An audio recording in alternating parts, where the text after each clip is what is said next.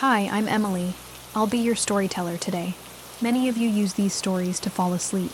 So before we begin, take a moment to like the video and subscribe. Also, where are you watching from, and what time is it there? Now get comfortable. Close your eyes and let the sound of the rain guide you into the story.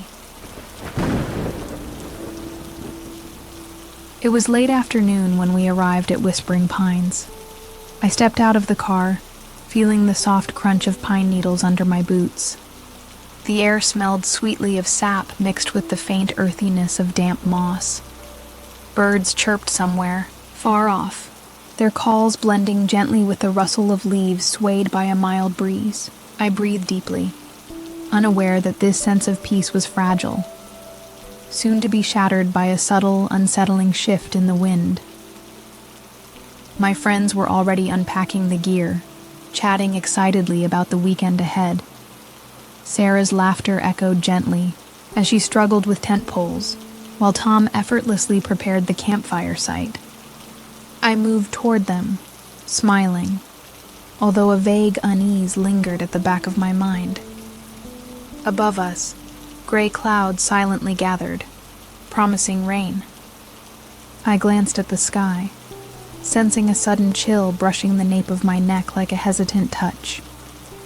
"Did anyone check the forecast?" Tom asked casually, his voice edged with faint concern. He was squinting upward, studying the clouds. "Just some light rain. Nothing major," Sarah replied dismissively, securing the tent's ropes.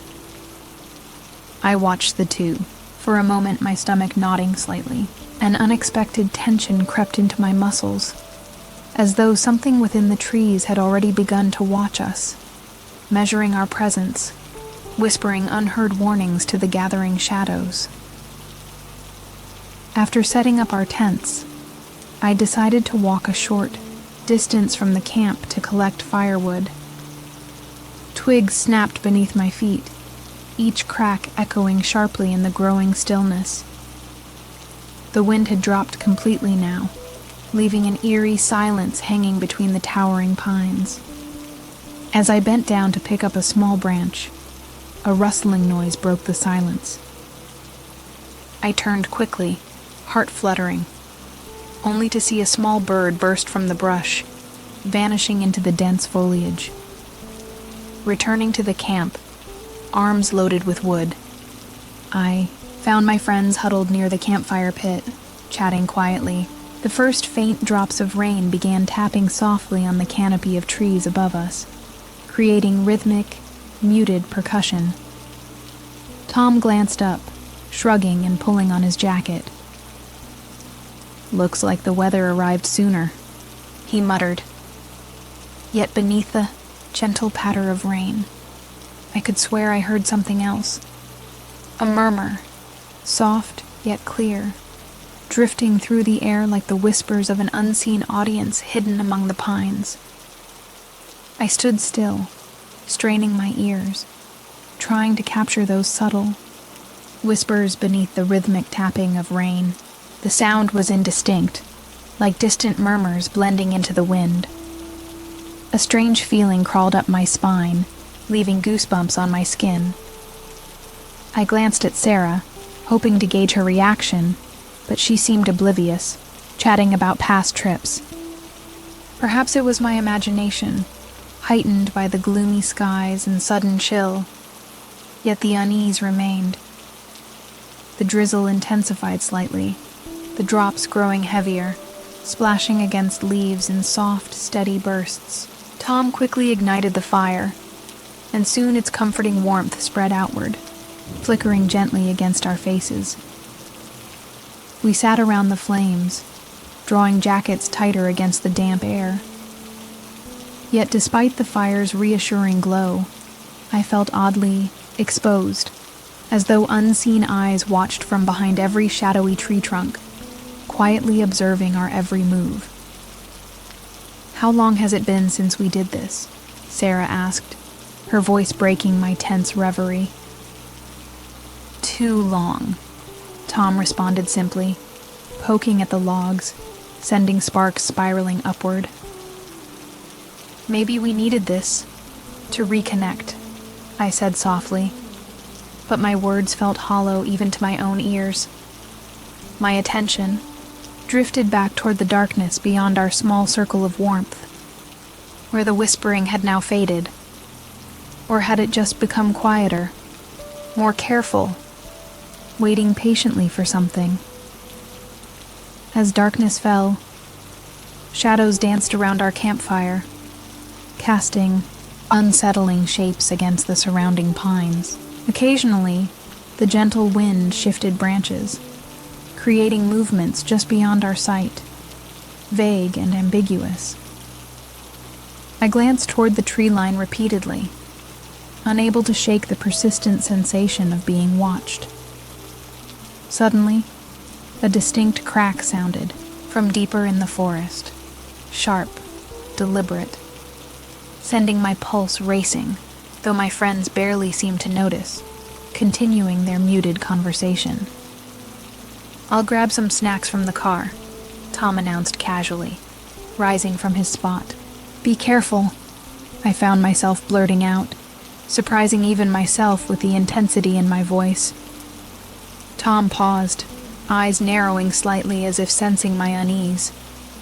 "Sure," he replied slowly, flashing a forced smile before moving away from the campfire, into the gloom. Watching him vanish between the silhouettes of trees, I felt dread pooling in my stomach, intensified by another round of faint, persistent whispers carried on the rain. Minutes stretched uncomfortably as we waited for Tom's return, the silence around us deepening with each passing second. The fire crackled softly, the only sound besides the persistent drizzle tapping on the canopy of branches above. Sarah's chatter had diminished into uneasy silence, her eyes flickering anxiously toward the darkness. My ears strained instinctively, listening again for that odd whispering. But now everything seemed still, unnaturally still, as if the forest itself held its breath. Finally, Tom reappeared, clutching a bag of chips, his expression oddly distracted. He took his seat quietly, avoiding our questioning glances. "Did you hear anything out there?"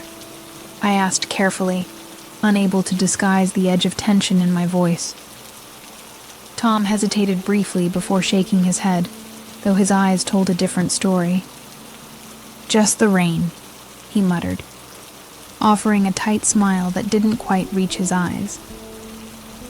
I felt certain he was hiding something, though I couldn't yet understand what. As we ate in silence, I noticed that the whispers seemed to return, fainter, yet clearer somehow, like fragments of an urgent conversation carried by the wind. Glancing discreetly at my companions, I wondered if they too heard these spectral voices, or if it was only me. A sharp gust of wind rustled through the pines above, making the branches sway gently, and for a brief moment, the whispers surged louder, merging into a word that sent chills rippling down my spine. "Leave." Sarah shivered suddenly, pulling her jacket closer. "It got cold fast," she murmured, glancing around nervously. Her eyes met mine, and for a second, I thought I saw recognition flash across her face. But then she quickly looked away, staring instead into the dancing flames. I opened my mouth to ask if she had heard the whispers too, but something, a subtle instinct perhaps, held me back. It felt dangerous to acknowledge openly what we both might suspect was lurking invisibly among us. My eyes wandered toward the edge of the campfire's glow again, where shadows gathered thicker, darker. In that moment, I noticed movement, a brief silhouette shifting silently between two distant trees. My heart jolted painfully. I leaned forward instinctively, narrowing my gaze into the blackness, trying to discern the figure, but it was already gone, swallowed by the gloom. I drew a shaky breath, realizing for the first time how isolated and vulnerable we truly were, here among the whispering pines. Abruptly, a low rumble of distant thunder rolled through the forest, reverberating softly. In my chest, Sarah glanced upward, her eyes wide with concern. "Maybe we should turn in early," she suggested quietly, her voice barely masking anxiety. Tom nodded slowly in agreement, the firelight casting sharp shadows on his tense features. But none of us moved immediately. Instead, we lingered in hesitant silence, each seemingly unwilling to leave the fragile sanctuary of the fire's comforting glow. As we finally stood, gathering belongings in uneasy silence, the whispers intensified once more, no longer faint murmurs. They now seemed disturbingly close, sharp, insistent fragments brushing against my ears. Urgent warnings, desperate pleas. Glancing at Sarah and Tom, I saw the uneasy looks on their faces. They had heard it too, despite their earlier denial. A cold wave of dread rippled through me, realization hitting like a physical blow. We were not alone here, and whatever watched us had grown bolder with the deepening darkness. Hurrying toward my tent, I glanced briefly back, at the fire's dying embers, heart hammering in my chest. Just beyond the fading glow, multiple shapes now moved fluidly among the pines, shapeless shadows weaving silently, merging and separating like dancers performing a silent, haunting ritual. I paused, breath frozen in my throat, my mind struggling to comprehend the impossibility unfolding before me. "Emily," a whisper breathed near my ear, close enough to stir strands of my hair. "We've been waiting for you." I spun sharply, nearly stumbling, my flashlight beam slicing frantically through empty air. Sarah and Tom were already inside their tents, oblivious or unwilling to acknowledge what had just transpired. My pulse thundered, panic rising rapidly, as I scrambled inside my own tent, zipping it shut against the creeping unknown outside. I sat trembling, listening helplessly as whispers brushed gently yet relentlessly against the thin fabric walls, repeating my name like an eerie lullaby, soft yet insistent. Throughout the endless night, as rain pattered incessantly on my tent, the whispers persisted, calm, patient, and impossibly close. Only when the first faint light of dawn seeped through the tent's fabric did the whispers slowly recede, leaving me shaken yet strangely certain. Whatever awaited us in Whispering Pines had only just begun its careful, calculated dance. And I knew with dreadful clarity that this night was merely the first step toward a darkness far deeper than any of us could imagine. Night fell heavier than expected. The rain had softened to a steady drizzle, tapping rhythmically against the tents like fingers drumming from above. I lay on my sleeping bag, eyes open, watching the dim glow of my lantern press weak shadows onto the nylon walls. The forest outside was still, unnervingly so. No rustle of animals, no call of birds. Only the hush of rain and something beneath it. A hushed whisper, not quite voice, not quite silence. I turned on my side, clutching the edge of my blanket, straining to hear more clearly. The whispers were closer now, circling my tent with ghost-like consistency. They didn't form words, not at first, just a lilting hum, like breath sliding through trees. But then, I heard it. My name.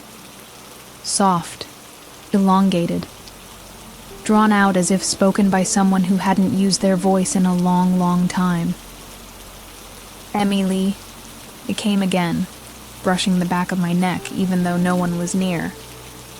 I sat up sharply, heart pounding so hard I thought it might crack my ribs. "Who's there?" I called out, voice barely louder than a whisper. No response came, only the sound of raindrops against the canvas. I unzipped the front flap just a little and peered out. The forest was wrapped in silver darkness, with droplets glittering like glass on pine needles. Nothing moved, no figures, no friends, just the pines, standing impossibly still like an audience waiting for something to begin. After a long minute, I closed the flap and crawled back into my sleeping bag, but sleep refused to come. My mind replayed the voice again and again. I knew I hadn't imagined it. There had been tone, texture, memory. It reminded me of someone I couldn't quite place. A distant sound from childhood, like hearing your mother hum a lullaby you haven't thought about in years. I wanted to believe it was just my brain playing tricks, but the unease coiled in my stomach told another story. Then suddenly, I heard the unmistakable zip of a tent being opened. Tom's tent. I held my breath and listened closely. The sound of footsteps followed, heavy, measured, wet from the ground. But they didn't move far. They stopped right between our tents. I waited for a voice, a cough, a shuffle. Instead, I heard nothing but breathing. Slow, deliberate breathing. Not like Tom's. Not like anyone I knew. I didn't dare speak. I simply lay frozen in place, the rain masking whatever stared from just inches away. The breathing lasted for what felt like minutes, steady, inhumanly calm. I could hear the soft drip of rain rolling from pine needles onto the taut fabric of my tent, blending with each exhale outside.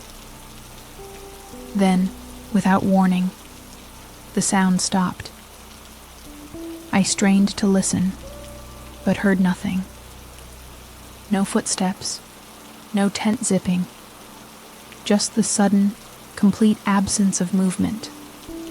The kind of stillness that makes you wonder if something is deliberately hiding, waiting for your guard to drop. Eventually, I forced myself to peek again through the flap. Tom's tent was zipped shut. No one stood between us.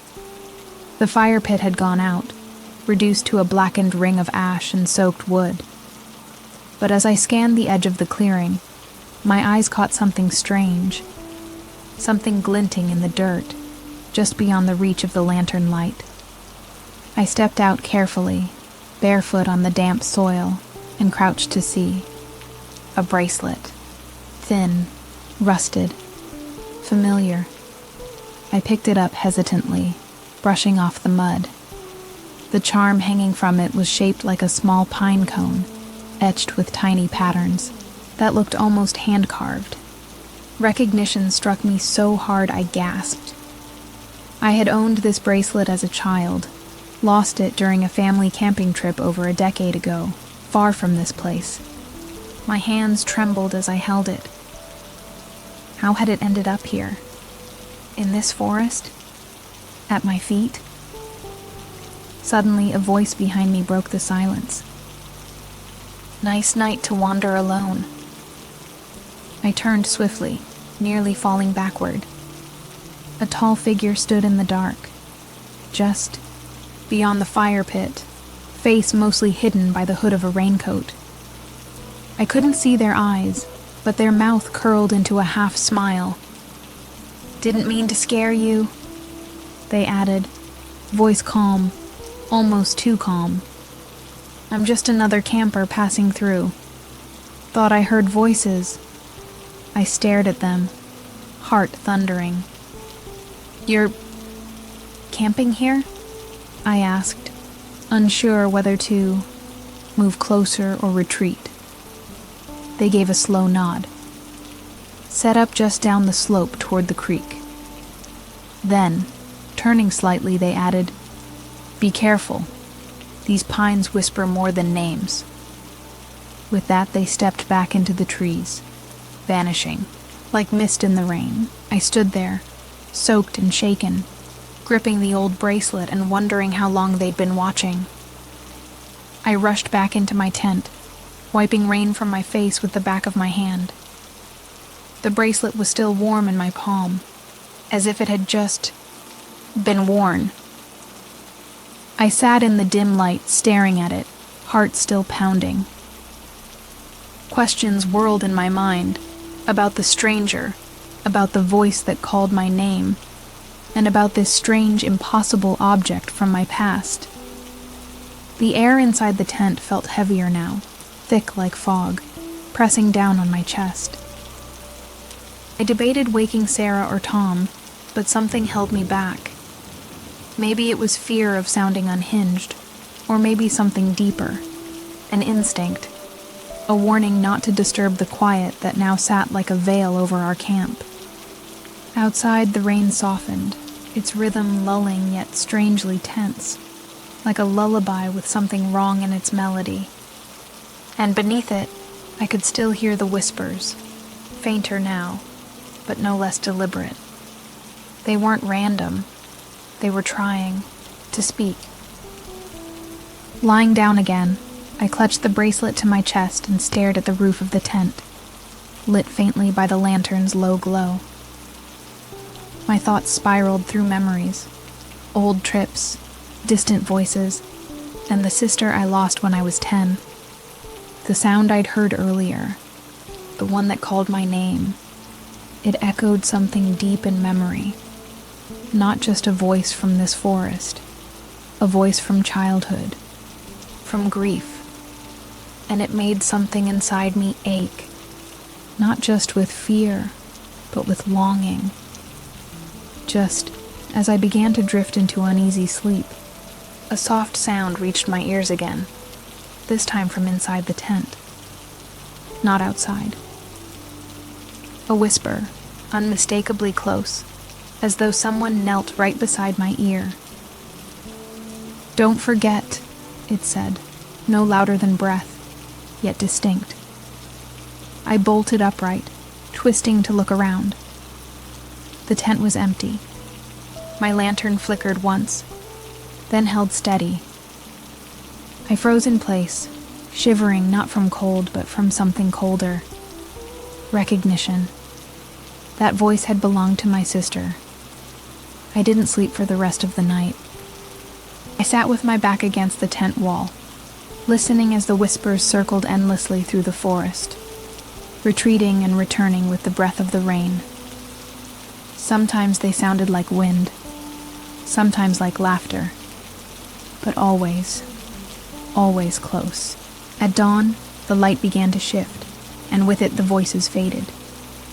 Yet in the silence they left behind, one truth clung to me like wet clothes. Something in this forest remembered me, and wanted me to remember it too. When morning light finally crept through the clouds, it brought no warmth, only a cold gray, stillness. I emerged from my tent slowly, blinking against the mist that clung low to the forest floor. The trees stood tall and silent, as if pretending nothing had happened. Sarah was already up, brewing coffee with trembling hands, her eyes distant. "Rough night?" I asked, trying to sound normal. She nodded once. "Couldn't sleep. Kept hearing things. Thought it was just me." Tom joined us moments later, pale and quiet. None of us spoke about the voices, not directly. We danced around them with vague mentions of bad dreams and weird energy. But the tension was unmistakable. I still clutched the bracelet in my jacket pocket, its weight a silent reminder that last night hadn't been imagined. It had been real. Too real. And it had only just begun. Something had stirred in the rain, and now it knew we were here. Later, That morning, I wandered toward the edge of the trees to clear my mind. The forest was soaked and hushed, the air sharp with pine and damp earth. That's when I saw it, something hanging from a low branch just ahead. I approached slowly, heart sinking with each step. It was another charm, nearly identical to mine, but aged differently, and tied with a thin red thread. Beneath it, pressed into the mud, were footprints, barefoot, child-sized. I called Tom and Sarah over, showing them what I'd found. Neither had an explanation. Sarah's face turned pale. "Why would a kid be out here?" she whispered. Tom studied the charm without touching it. "Maybe someone lived here once, long ago." I glanced at the forest again, trying to ignore the sense of being watched. "Or maybe someone never left," I murmured, barely audible. The moment hung heavy, as if the trees themselves were listening. As we turned to head back to camp, the clouds thickened once more, and the first drops of a new rain began to fall. Almost immediately, the pines began to hum again, softly, steadily. A breath, a whisper, carried on the wind and aimed directly at us. I didn't look back. I didn't have to. I could feel the forest leaning in, listening, waiting, and I knew, without doubt, that the next night would be worse. The rain continued into the afternoon, a soft curtain of water that never fully stopped. It gave the forest a dreamlike quality, muted, veiled, slightly out of focus. We stayed near the tents most of the morning, speaking little, each of us lost in our thoughts. I noticed how Sarah flinched at sudden gusts of wind, how Tom's eyes kept scanning the tree line. Something unspoken had passed between us since last night. We were no longer just campers. We were witnesses. Around midday, the rain eased into a mist, and we decided to stretch our legs. A narrow path led away from the clearing, winding between tall, spindly pines whose trunks seemed to lean in just a little too close. The air was thick with the scent of wet bark and decaying leaves. Every few steps I caught myself glancing, over my shoulder, half expecting to see that hooded stranger again, silently watching from between the trees, but the path remained empty. Still, my skin prickled. About 10 minutes down the trail, we encountered a man leaning on a crooked walking stick, standing perfectly still beneath a crooked pine. He wore an old park ranger jacket, faded and stained, his cap low over his brow. His boots were caked with red mud. "Didn't expect to see anyone out here," he said, his voice gravelly but calm. "Not this deep." We exchanged uncertain greetings. Something about his presence was both grounding and unnerving, like a memory I couldn't quite place. Tom asked if he was a ranger, and the man gave a half smile. "Used to be, before they stopped sending folks out here. Too many. Accidents."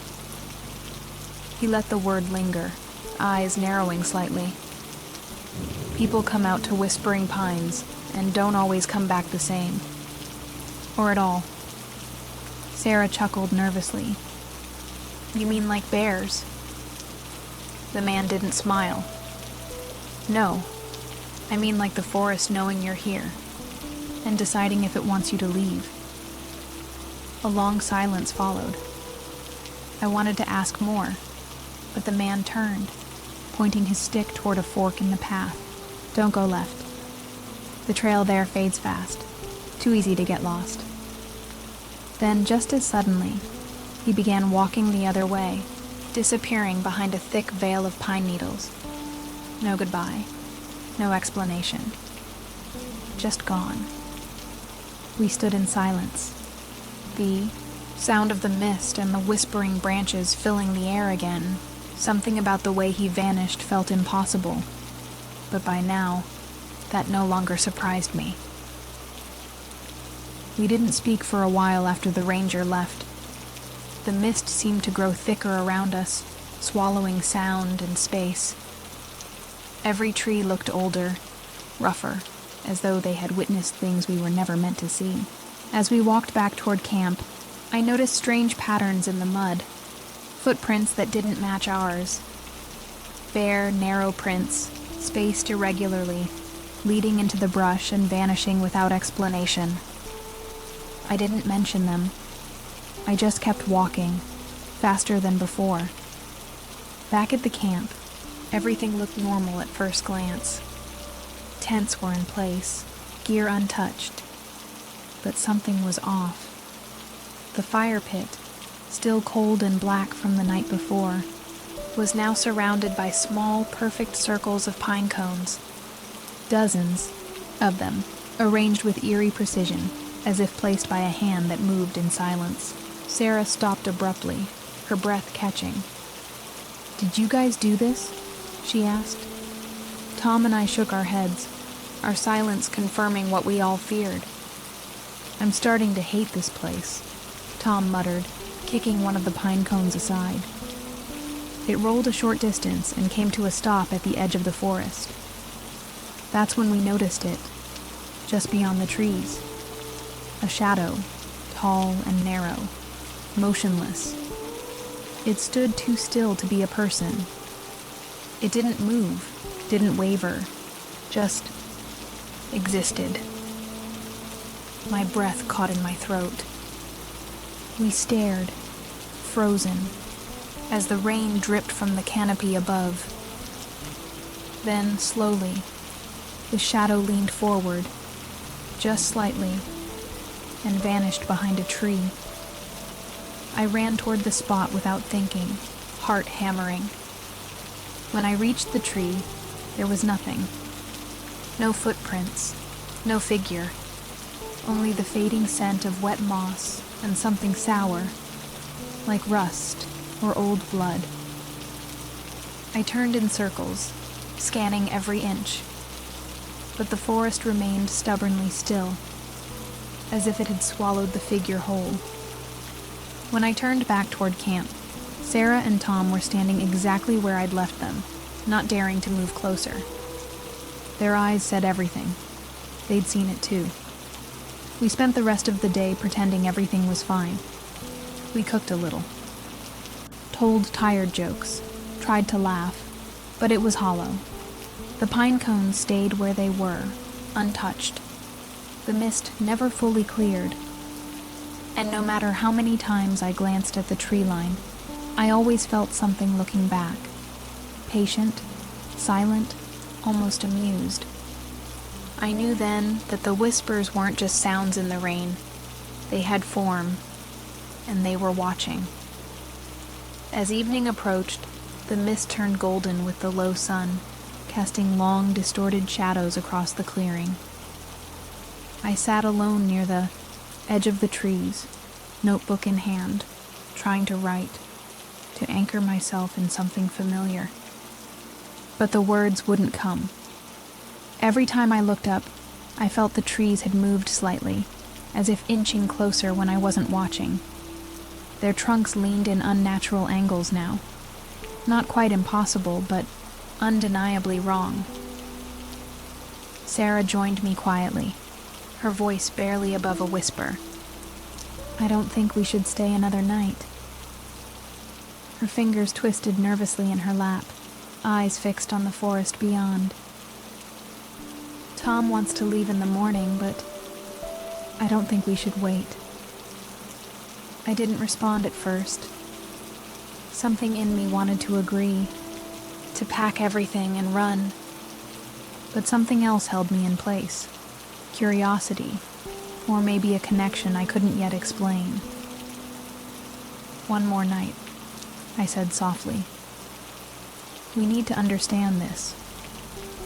She didn't argue, just nodded and stood again, walking slowly back to the tents. I remained, my gaze drifting to the horizon. That's when I saw it.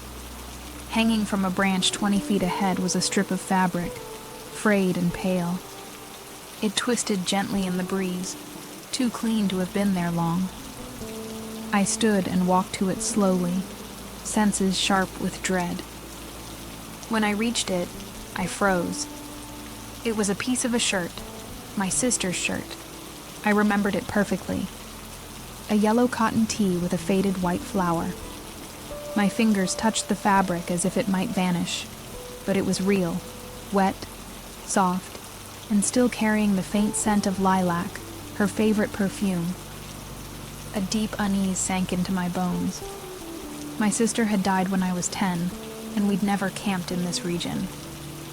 So how had her shirt ended up here, intact? I clutched the fabric and stumbled backward, my pulse roaring in my ears. This wasn't a haunting. It was personal. The forest wasn't just watching, it was reaching. I turned and ran back to camp without looking back. The mist felt thicker now, clinging to my skin like a living thing. When I arrived, Tom and Sarah looked up sharply, reading everything in my face before I spoke. "We need to talk," I said breathlessly, holding up the strip of fabric. Their expressions twisted into disbelief, then fear. And for the first time since we'd arrived, none of us said it was just the wind or just the trees. Something in Whispering Pines wanted me to remember, and it was only getting started. That night, the rain returned with a quiet fury. It wasn't loud, just constant. A soft, relentless curtain that muffled the forest like a veil. We stayed close to the fire, silent, unwilling to say what we were thinking. The fabric from my sister's shirt lay on my lap, now nearly dry. I stared at it, replaying memories of her voice, her laugh, the way she used to braid my hair before bed. Somehow, that forest had reached into my past and pulled something out. Something it wasn't supposed to have. As the flames flickered lower, Tom leaned forward and whispered, "Someone's out there." We turned to where he pointed. Just beyond the fire's edge, a figure stood half hidden behind a tree, not moving, not speaking. Its presence was like a weight on the air, too heavy to ignore. I grabbed the flashlight and aimed it at the spot, but the beam caught only empty bark and mist. The figure was gone. Sarah gasped. I saw it too. It was tall, too tall. Without speaking, we all rose and moved toward the tents. I zipped mine shut with shaking fingers, every rustle of fabric outside making my heart race. I tried not to breathe too loudly, afraid that whatever had been watching would hear me. Then, just as I began to calm, a shadow passed across my tent wall, smooth and gliding. It lingered for several seconds, then moved on. A whisper followed, right against the canvas. "Come see." I didn't move. Couldn't. Minutes passed like hours. I stayed frozen, eyes wide, clutching the strip of fabric like a talisman. The whisper came again, softer now, almost childlike. "Emily, come see." It sounded like my sister's voice, but twisted, as though echoing from a place it didn't belong. I squeezed my eyes shut, trembling, willing the morning to come. The shadow returned one last time, then slowly faded. Outside, the trees creaked as though shifting in place, rearranging themselves for something yet to arrive. By the time dawn broke, the clearing was changed. Our tents remained, our supplies untouched, but something was different. The pines had moved. I was sure of it. Paths we had taken yesterday no longer existed. And on the ground, Right outside my tent lay a new pine cone charm. Not mine, not Sarah's. It was smaller, delicate, something a child might wear. Hanging from it was a ribbon, the exact shade of red my sister used to tie in her hair. The forest wasn't done with me. It had just begun its game. The fourth morning began with an eerie stillness, as if the forest itself had paused to listen. Light filtered weakly through the clouds, illuminating the campsite with a pale, washed-out glow. The charm with the red ribbon still lay untouched, where I'd found it. Delicate, deliberate, and deeply wrong. I didn't show it to Sarah or Tom. Not yet. I needed to understand why the forest was bringing my sister into this. Why now? And how it knew. As we ate in silence, I watched my friends closely. Sarah was quiet, chewing slowly, her eyes unfocused.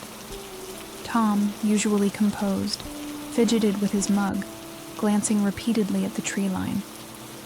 They felt it too, that something was shifting. I slipped the ribboned charm into my pocket and suggested we explore the area beyond the trail the ranger warned us about. Sarah hesitated, but Tom nodded. "If there are answers," he said, "they won't be near the fire." We packed lightly and moved slowly, rain jackets on, boots crunching softly over wet leaves and broken twigs. The deeper we went, the more the landscape changed. Trees grew tighter together, taller, their bark darker, gnarled as if scarred by time. The air turned colder, heavier with every step. The trail faded completely after a bend, but we pressed on, guided by instinct more than direction. The forest seemed to close around us, not menacingly, but purposefully, like it was leading. Then, we saw them photos, scattered among the roots of an old, twisted pine, half buried in mud and needles. I knelt down and lifted one carefully. My breath caught. It showed a group of campers sitting around a fire. Their clothes were dated, their faces pale. But it was the background that froze me. It was our campsite. That same fire pit. That same crooked tree. I picked up another photo. This time, the campers were standing in the mist, staring at something just beyond the frame. Their eyes were wide. Tom crouched beside me. They look old. He flipped one over and read the faded handwriting. August 1983. Sarah reached for one and dropped it almost immediately. "Emily, look." I took the photo from her hand and stared. It was a girl, dark hair, yellow shirt, red ribbon. Her back was to the camera, but I recognized the posture, the way she stood. It was me, or someone who looked exactly like me. My blood ran cold. The forest wasn't just showing memories. It was recycling them. I stared at the photo for a long time, the edges soft with age, the ink faded but undeniable. That girl was me, or someone who mirrored me so closely it felt like looking into a memory I didn't have. "This isn't possible," I murmured, more to myself than the others. "I've never been here before. Not in this part of the forest. Not ever." Sarah leaned closer, her voice tight. "Then how do you explain this?" I didn't answer. I couldn't. We collected the photos, folding them carefully and placing them in my backpack. As we stood, a distant rumble of thunder echoed through the trees, soft but lingering. The air shifted, cooler now, tinged with static. "We should head back," Tom said, glancing upward. Storm's rolling in. But I shook my head. Just a little further. I need to know if there's more. Against their hesitation, I pressed on, following a narrow path barely visible beneath the fallen needles. Only a few minutes ahead, we reached a small clearing. In the center stood a wooden structure, low, weathered, and half collapsed. It looked like an old shelter or shed, long abandoned, its walls streaked with moss and age. We approached cautiously, the silence around us absolute. I pushed the door, gently, and it creaked open with a groan, revealing a dim interior littered with debris, rotting blankets, and rusted cans.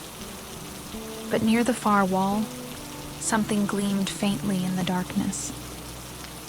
I stepped inside, the floor soft and damp beneath my boots.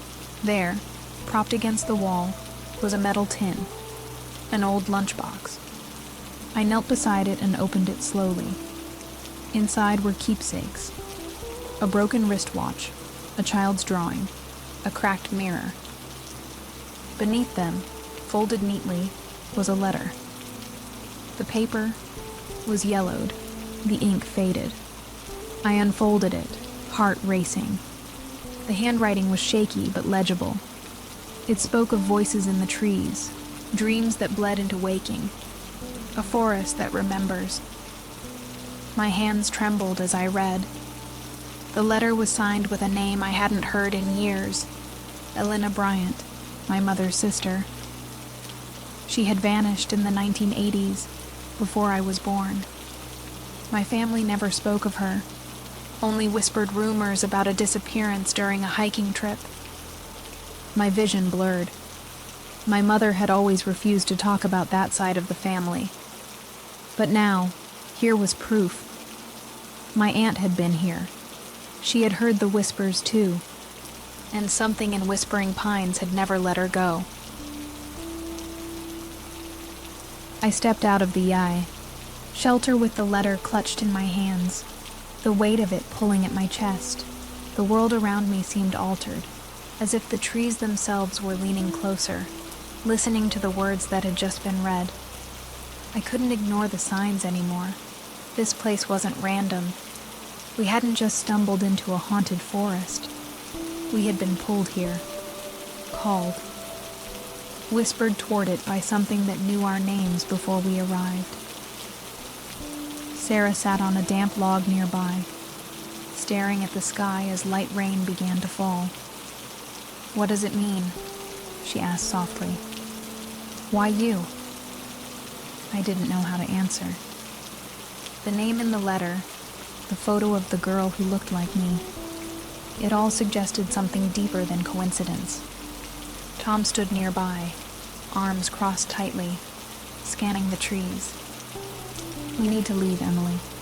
This place, it doesn't want us here. It wants you."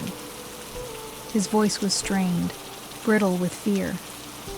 The rain thickened into a misty veil, washing the forest in gray. I looked around, eyes catching on shapes I hadn't noticed before. Rocks arranged in symbols, trees with bark that had been carved in strange spirals. They weren't random markings. They were warnings, or perhaps invitations.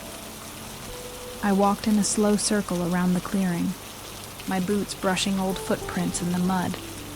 Some large, some small, some barefoot, some identical to mine. I froze. One of the footprints matched my boot print exactly. Same tread, same depth.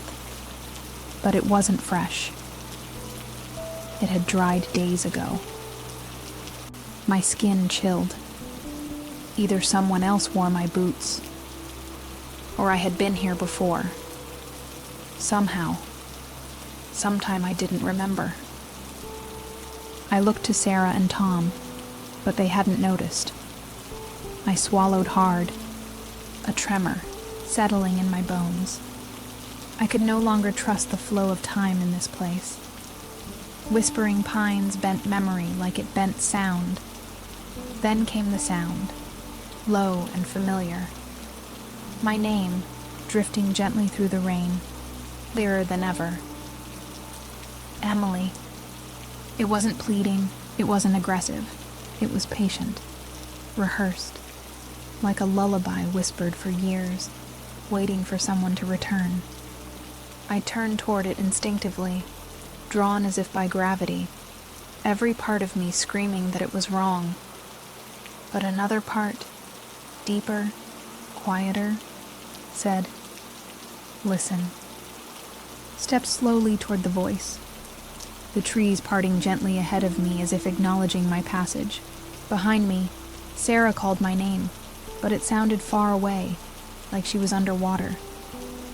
The forest pulled me forward, guiding me through a narrow corridor of pines.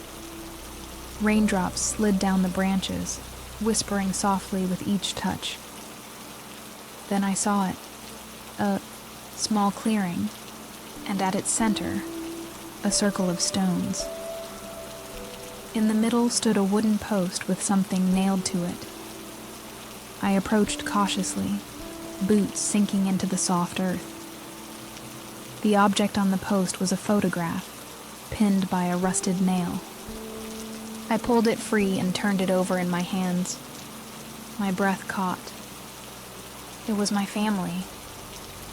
My parents, young and smiling. And me, barely a toddler, sitting in my mother's lap. The background was unmistakable. Whispering pines. I stared at the trees behind us in the image and realized they were the same ones that surrounded me now. Tears welled in my eyes. My parents had told me we never visited this place, that we'd only camped in national parks, far from anything remote. But this picture was real. I remembered none of it. No moment, no trip, no whispers. And yet, here it was, proof that I had been here once before, that my roots ran deeper into this forest than I ever imagined. Why didn't they tell me? I whispered, voice trembling. What did they try to forget? Suddenly, the wind shifted, and all around me the pines began to sway. Not just in the breeze, but as if they breathed, exhaling a long, low sigh. The air thickened. The rain grew colder. I turned to leave, but froze. Standing just at the edge of the clearing was a shadow. Tall, unmoving, its head tilted slightly, watching. Not menacing, but ancient. I couldn't see its face, but I felt recognition deep inside me, as if it had been waiting for decades. I backed away slowly, heart thudding, until I could no longer see the figure through the trees. When I returned to Sarah and Tom, they looked at me like I had aged years. I said nothing, only handed Tom the photo. He stared, pale and silent. Then, without speaking, we packed our things in the rising rain. We didn't leave yet, but none of us slept that night. The whispers had grown louder, more confident. They had shown me the past, and I feared what they'd show me next.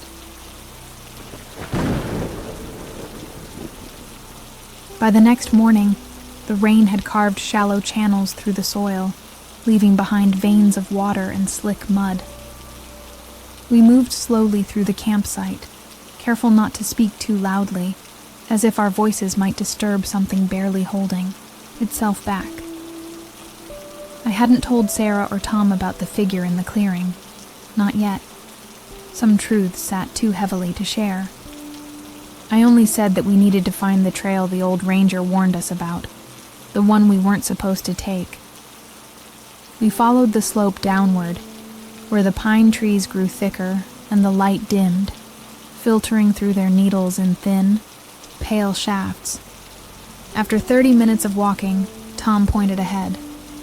"There," he said quietly. A narrow path curved through the trees, nearly hidden beneath ferns and damp brush. It was overgrown, almost erased by time, but still there, like a scar on the land. We hesitated only a moment before stepping onto it. The forest around us shifted. Even the rain seemed quieter here. The trail pulled us forward. Around every turn, the trees grew taller and closer, the ground softer underfoot. Strange symbols began to appear, etched into the trunks, carved deep into the bark. Spirals, eyes, crooked figures made of triangles and sticks. They looked ancient, but some were fresh, the cuts clean and dark. I reached out and brushed one with my fingers. The bark was cold, damp, but pulsed faintly beneath my touch. I snatched my hand back, heart skipping. The forest was alive in ways I couldn't understand. Farther in, we came upon a cluster of stones arranged in a rough circle. Each one was marked with small, deliberate lines, like tally marks, dozens of them on each surface. At the center stood a post made of twisted branches bound with twine. Hanging from the top was another pine cone charm, this one burnt black at the edges. It spun slowly in the breeze. As it turned, the whispering returned, soft, almost melodic. I didn't hear words. I heard memories, laughter, crying. My name spoken by voices I hadn't heard in years. Tom touched my arm. "Do you feel that?" he whispered. I nodded. The ground seemed to hum softly beneath our boots, like we were standing on something vast and breathing just beneath the surface. Sarah stepped back, visibly shaken. "This place doesn't want us to keep going," she said. I looked at the charm again, spinning gently, marking the air with unseen lines. "Then why does it keep showing us the way?" I asked, my voice barely above a whisper. We continued in silence, the trail narrowing even further, forcing us to walk single file. Each step felt heavier, as if gravity pressed more firmly the deeper we moved into the woods. Sarah lagged behind, glancing often over her shoulder. "I keep thinking I hear footsteps," she whispered once, barely loud enough to reach me. I didn't respond. I'd heard them too, soft and slow, always behind us but never close enough to see. The forest wanted us to notice without confirming. The trees began to change. Their bark darkened to almost black, and many had gaping hollows near the base, wide enough to hide inside. I caught glimpses of strange objects within those, openings, old shoes, faded scraps of fabric, brittle pages stuck to roots like dried leaves. It was as if people had left parts of themselves here over decades, and the forest had kept everything, curating its own museum of forgotten things. Or perhaps it had taken them, piece by piece. At one point, Tom stopped abruptly and motioned for us to look ahead. A large tree had fallen across the trail, its trunk split cleanly down the middle. Carved into the exposed wood were dozens of names, some fresh, others barely legible. I stepped closer, my breath catching. Elena Bryant was near the bottom, her name dark and precise. Below it, carved more shallowly, was another. My name. Emily. I stumbled back, knees weak. "No one knew we were coming here," I said aloud. "No one." Tom didn't speak. He only stared at the tree, his jaw clenched tight. Sarah looked away, eyes shimmering. "It's marking you," she said softly. "It's always been about you." Her words rang painfully true. Every step deeper felt like walking into a memory I didn't remember creating. I reached out and touched the carved letters, half expecting them to burn. But they were cold, final, as though they'd always been there, waiting to be discovered. Then we heard it, a sound unlike any before. A distant chime, soft and hollow, echoing faintly through the trees. Not mechanical, but organic, like wind blowing through bones. We froze, every instinct screaming to run, but none of us moved. Something about the sound compelled us to stay. It came again, closer now, measured, rhythmic. The forest wasn't warning us anymore. It was calling us forward, and it had no intention of letting us turn back. We moved carefully toward the sound, each step slower than the last. The chime repeated at intervals, faint, distant, and always just beyond reach. The trees began to feel taller here, almost impossibly high, their tops lost in a swirling mist. Sunlight tried to filter through, but arrived fragmented, as if time itself had thinned in this part of the forest. The ground turned spongy, coated with moss that swallowed our footsteps, making us feel like ghosts in someone else's memory. Sarah gripped my arm suddenly. "Look," she said, pointing ahead. There, barely visible through the fog, stood an old stone archway, half swallowed by vines and weather. It was the kind of structure that didn't belong in a forest. Too precise, too deliberate. Its surface was etched with symbols matching those we had seen in the bark. Spirals, eyes, broken circles. Hanging from the center was a single bell, rusted and swaying gently even though the wind had stopped. I approached the arch slowly, heart racing. The bell chimed again, soft and low, the sound curling through the trees like a whispered secret. As I stepped under the arch, a sudden stillness fell over the woods. The whispers stopped. The rain halted midair, suspended like beads of glass. For one terrifying moment, the world held its breath, and I felt as though I stood not in a forest, but in a memory that belonged to someone, or something else. Behind me, Tom called my name, but it came muffled, distant, as if through a wall of water. I turned slowly. They were still there, Sarah and Tom, but faded, washed in gray like an old photo. I blinked hard, and the color returned, the rain falling again, the whispers swelling back to life. But something had changed. The forest had tested me, and I had crossed a threshold. The bell rang once more, this time deeper, resonating in my chest like a second heartbeat. We continued past the arch, the trail widening now as if granting permission. The whispering voices grew clearer, almost forming words. Return, remember, remain. They circled through the air like falling leaves, touching our skin, brushing our thoughts. Sarah reached for my hand and whispered, "What is this? Place?" I didn't answer, because I knew. This wasn't just a trail, it was a passage, and something was waiting at the end of it. Something that remembered my blood, my name, and my past.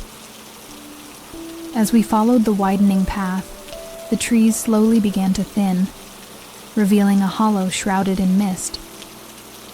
At its center stood a low stone structure, circular and ancient, like a forgotten altar.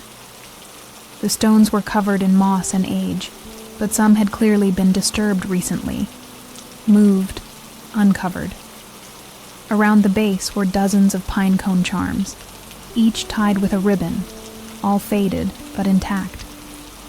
I stepped closer, heart pounding, as Sarah and Tom held back.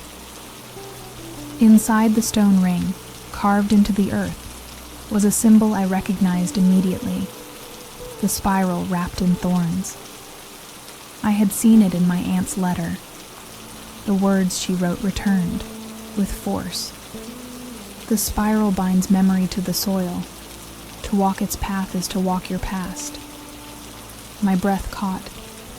Without thinking, I stepped into the circle. The moment my foot touched the inner spiral, the wind stopped. My ears rang with silence so complete, it felt like the world had been turned off. Then the voices came, not whispers now, but layered echoes. My name, my aunt's name, my sister's laughter, my mother's lullaby, all overlapping, surrounding me, pushing into my thoughts like waves. I dropped to my knees, overwhelmed. The memories not my own crashing through my mind. I saw flashes. My aunt crying in this same spot. My child self walking through the trees. My mother watching from a distance, silent and afraid. The forest had kept them all, every memory, every moment.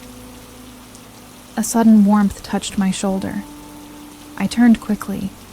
There was no one there, but a shape stood just outside the circle, tall and human-like, draped in rain-soaked darkness. It did not move, but I knew it watched, not with malice, but with intention.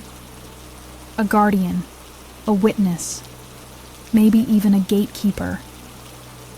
Tom shouted something from behind, his voice filled with panic, but I couldn't move.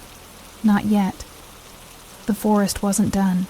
It had more to show me, and I had crossed too far to turn back. Finally, I stood. The spiral still pulsed faintly beneath my feet.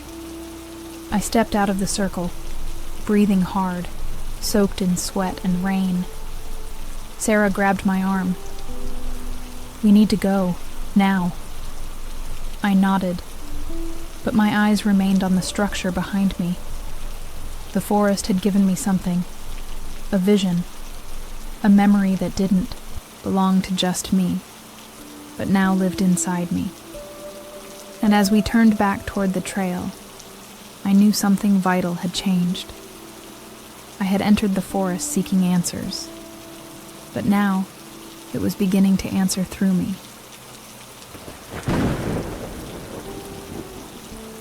The rain returned with renewed persistence as we made our way back from the spiral. It fell in slow, deliberate sheets, soaking through our clothes, blurring the outlines of trees and stones. I walked ahead of Sarah and Tom, feeling as though something inside me had come unmoored. My body moved on instinct, but my thoughts were elsewhere, trapped between memories that weren't mine, and a voice that now lived in my bones. Whispering Pines had let me see something, and now it wouldn't let go. When we reached camp, everything was exactly as we had left it. The tents were still pitched. The fire pit remained dark and cold. But the silence felt different. Thicker, somehow. Heavier. We didn't speak as we dropped our gear. The air was charged, like right before lightning touches ground. I sat beneath the tarp, staring at the rain as it dripped from the canvas edges. It sounded like static at first, then like syllables, then like sentences. And then it spoke again. My name, not once, but many times. Emily. Emily. Emily. Each one layered slightly off from the last, like an echo inside a dream. I squeezed my eyes shut, gripping the sides of my head. The voice was so clear now, I could almost place it. It wasn't just my aunt. It wasn't just my sister. It was me. My own voice, aged and unfamiliar, calling out from somewhere deeper in the forest. Somewhere I hadn't walked yet, but would. Sarah knelt beside me, her eyes red, voice low. Emily. I've been hearing it too. Not just sounds, words. And last night, it said my name. She paused. But it wasn't just a voice. It was a memory. My mother's voice. She's been gone 10 years. Her hands trembled as she looked toward the trees. I thought I was dreaming, but now I think it's real. All of it. Her confession was a quiet unraveling. Whispering Pines wasn't just haunting us. It was choosing what we heard. Tom hadn't spoken since we left the spiral. He sat a few feet away, staring into nothing, his jaw tight. When I finally looked at him, I saw it. His lips were moving silently, as if in conversation with something unseen. I called his name. Once. Twice. He didn't respond, just sat there, nodding slowly, as if listening to instructions. When he finally turned toward me, his eyes were glazed and wet. "It showed me my brother," he whispered. "He died in 2009, but out there, he's still alive." The three of us sat in silence for a long time, each wrapped in our own unraveling. The rain became a steady backdrop, like a soundtrack to the past unspooling itself around us. I watched Tom carefully. He looked different. Not possessed, not broken, but displaced, as if part of him now lived elsewhere. Maybe all of us did. Whispering Pines didn't just haunt, it extracted, took pieces, offered glimpses of things we'd buried or forgotten, and then made us choose whether to let go or follow. At sunset, the light grew copper and strange. The mist curled tighter around our camp, moving like fingers tracing a map. I walked toward the edge of the clearing, pulled by instinct. That's when I heard her voice again, clearer than before. My sister. She was laughing, the same laugh I remembered from when we were kids, light and pure. It didn't echo. It came from a precise direction, somewhere beyond the trees, where the light shifted slightly wrong, like a place misaligned with time. I turned to Sarah and Tom. "I'm going," I said quietly. Sarah stood instantly.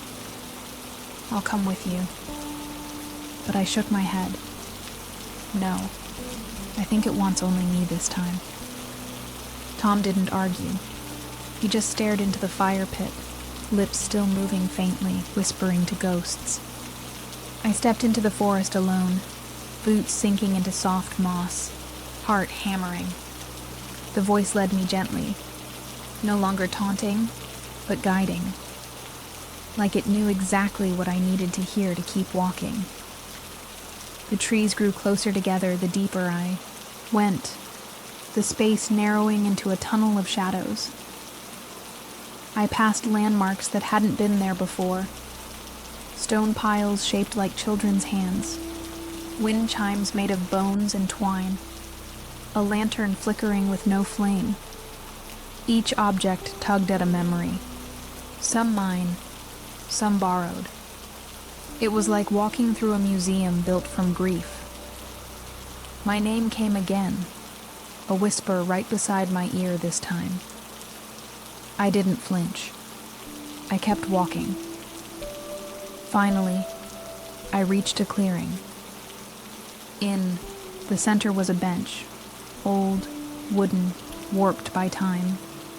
Sitting on it was a figure, small, familiar. Her back faced me, her long dark hair wet with rain. My legs nearly gave out. "Eliza?" I asked, voice cracking. The girl turned slowly. She looked exactly as I remembered. 8 years old, wide eyes, gentle smile.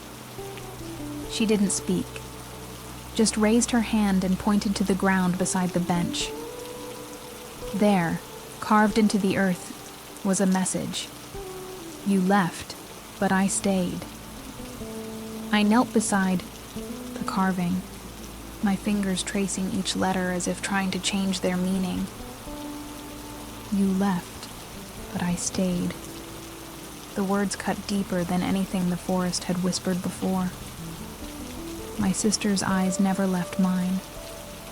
There was no blame in them, only sadness, as if she had waited a long time to be seen, not rescued, not forgiven, just seen. I opened my mouth to speak, but no words came. How do you explain to a ghost that you didn't know they were still here? She reached into her pocket and pulled something out. A small photograph, wrinkled and water-stained. She handed it to me, without a word. I turned it over. It was the two of us, years ago, sitting in our childhood backyard, arms around each other. But the background had changed. It wasn't our house behind us. It was this forest, these trees, whispering pines. Somehow it had rewritten the past, or maybe revealed the truth beneath it. My head swam. I didn't remember this moment, but the photo remembered me. I looked back up, but Eliza was gone. The bench was empty, the clearing silent. My hand clenched the photo as I stood slowly, unsure of where the path had gone. The forest around me no longer looked familiar. Every direction was a mirror of the last. Trees, fog, dripping rain. Panic rose in my chest. I called her name. Once. Twice. Nothing. Only the steady murmur of distant whispers, now softer, more fragmented, like broken thoughts blowing through branches. Then I heard another voice, my own. It came from somewhere to my left, speaking words I hadn't yet said, a memory I hadn't yet made. "If I stay too long, I'll forget who I am," it said. "But if I leave, she disappears again." My body froze. The forest was not only echoing the past, it was reaching into my future, twisting time into a loop. Eliza hadn't just stayed behind. She had become part of the forest's memory, and now it was inviting me to do the same. I turned in a slow circle. The photo crumpled in my shaking hand. I had a choice to make. If I kept following the voices, I might find her again, but I might also lose myself. If I returned to camp, maybe I could hold on to reality, but I'd leave a piece of her behind forever. The rain intensified suddenly, like the forest was urging me to decide. Whispering Pines didn't deal in mercy. It offered memory and demanded pieces of you in return. I took a deep breath and turned away from the center of the clearing, forcing myself to walk. Every step felt like defiance, like I was rejecting something sacred or dangerous. The whispers grew sharper behind me, not angry, but mournful, like the forest itself was grieving my choice. "Emily!" It called one last time, not pleading, but marking my decision. I didn't stop. I followed the sound of my heartbeat, my breath, the crunch of wet earth beneath my boots. I followed myself. Eventually, I saw a flicker of orange through the trees, firelight. I broke into a run, stumbling toward it, Desperate to escape the weight pressing down on my chest, I burst into camp, soaked and shivering. Sarah rushed to me, arms wrapping around my shoulders. "Where did you go?" she asked, voice frantic. I collapsed near the fire, breathless, clutching the photo like a relic. "I saw her," I whispered. "She's still here. Or something that remembers her is." Tom looked up, face pale, hands trembling. "We're not just seeing things," he said. "We're being shown, selected." He glanced toward the forest, then back at me. "It's not random. It knew about your sister. It knew about my brother. And Sarah." He stopped. She turned, slowly, eyes wide. "It whispered my father's name last night," she said. "I never told anyone what happened to him. But it knew. It described the room where he died." We sat in silence as the rain continued to fall, now soft again, almost gentle. It no longer felt natural. It felt like breath, like thought. Whispering Pines wasn't just haunted, it was intelligent, intentional, and it was shaping itself around us, folding its will through our memories and our grief. I stared at the photo, the ink beginning to run from the rain, the faces fading, slightly. I wondered if forgetting was part of the forest's design or its punishment. That night, none of us slept. We sat around the fire until dawn, listening to the rain and the quiet voices just beyond its veil. The fire sputtered and hissed, and the forest never stopped murmuring. I felt it every moment, the weight of choice pressing deeper into my mind. I had come here for peace, or perhaps for closure. But Whispering Pines didn't offer peace. It offered reflection, echo, loss. And as the firelight flickered low, I began to wonder, how much of myself had I already left behind? The next morning arrived without light. The sky was a flat sheet of gray, as if the sun had forgotten how to rise. We moved slowly, every motion deliberate, like waking from a heavy dream. My limbs ached, not from exhaustion, but from carrying memories that weren't mine alone. The photo of Eliza had nearly faded overnight, the water blurring her smile into a ghostly trace.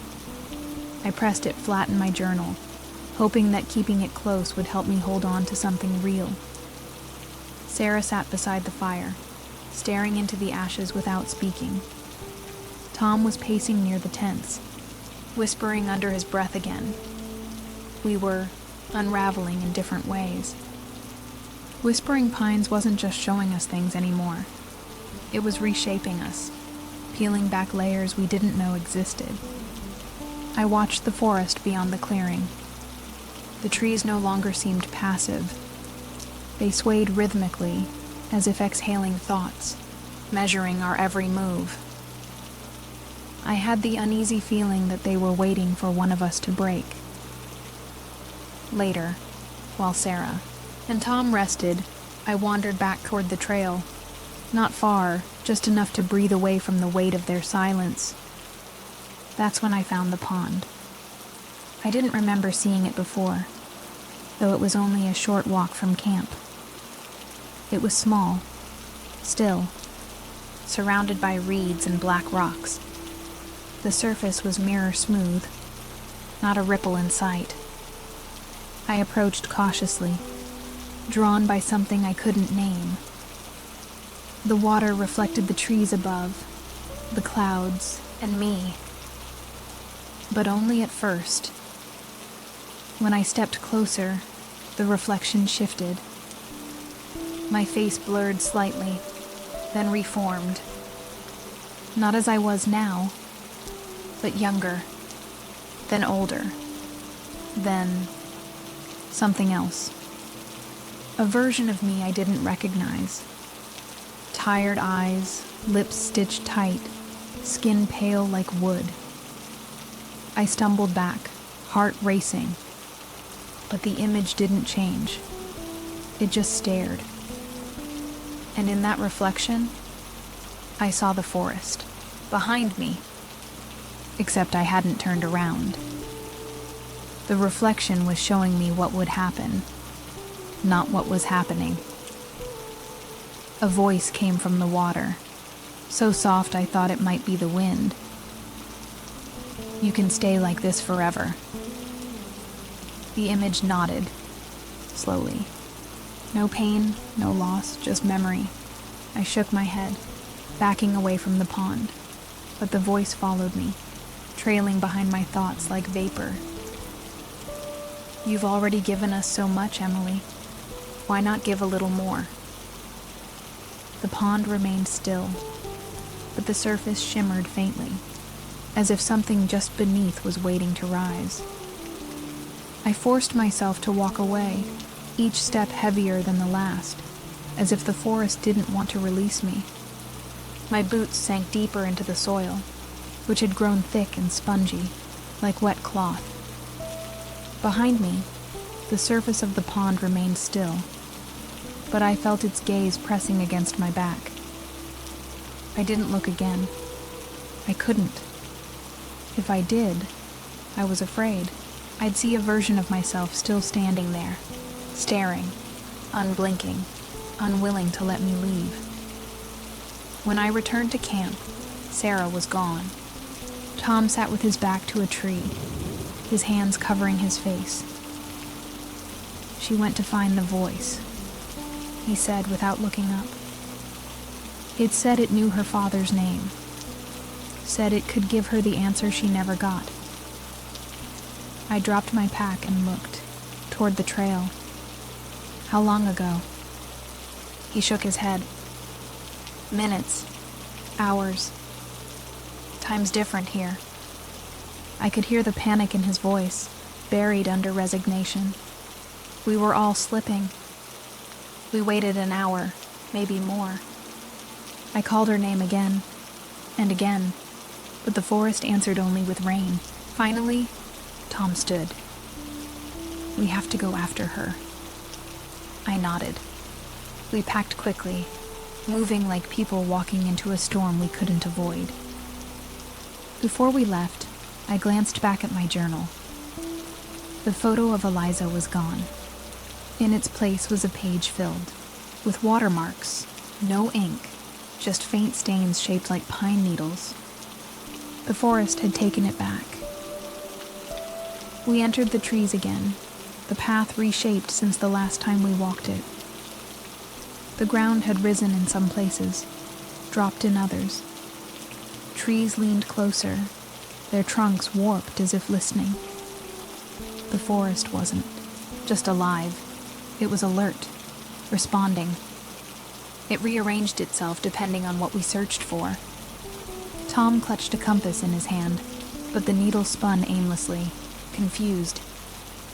We moved anyway, calling Sarah's name in short bursts, hoping she would answer before the forest did.